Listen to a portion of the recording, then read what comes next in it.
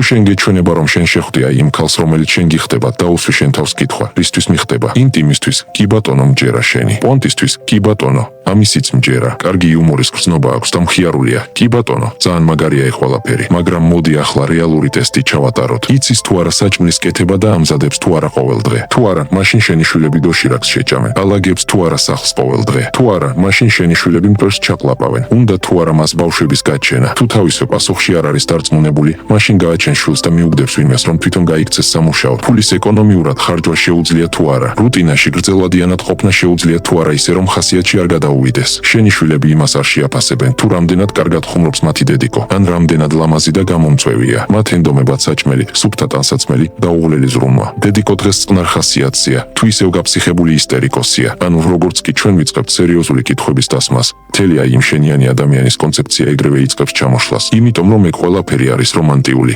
თინეიჯერული ჰოლივუდური სისულელე მაგრამ სამწუხაროდ ეგ საკმაოდ გავრცელებული ფენომენია როდესაც ინფანტილურ მამაკაცს უყვარდება ისტერიკოსი ქაჯი და ამბობს ჩემიანიაო რა ცოტა რამ იცი შენ ამ ცხოვრების შესახებ 5 წლიან ურთიერთობაში მის მკერდის ზომას და მის ტრაკის ფორმას აღარანაირი მნიშვნელობა აღარ ექნება მისი იუმორის გრძნობა აღარ გიშველით სახუმარო აღარ იქნება პირველადი გახდება ის თუ რამდენად შეუძლია 3 დღე ზედიზედ უძილოდ რომ იყოს ბავშვის გამო ემოციურად რამდენად მოწესრიგებული და მდგრადია ემოციების დეფიციტის გამო თავისი ქმრის გაუფასურებას დაიწყებს თუ არა გამოდის რომ აი ის მოსაწყენი გოგო რომელსაც შენ ვერ ამჩნევ დღეს და ახლა 5-10 წლის შემდეგ გახდება ბედნიერი ცოლი და ბედნიერი დედა ხოლო აი ის შენიანი ქალი რომელსაც მაგარი ვაიბები აქვს და რომელიც თითქოს და მაგრად გიხდება რამდენიმე წლიან ქორწინებაში შენს ცხოვრებას ჯოჯოხეთად გადააქცევს ამიტომ უბრალოდ იფიქრე ცოტა ხანი იმიტომ რომ ან ახლა დაჭკვიანდები ან მომავალში დაჭკვიანდები ოღონდ ძალიან ცუდ პირობებში და ძალიან მძიმე განსაცდელის შედეგად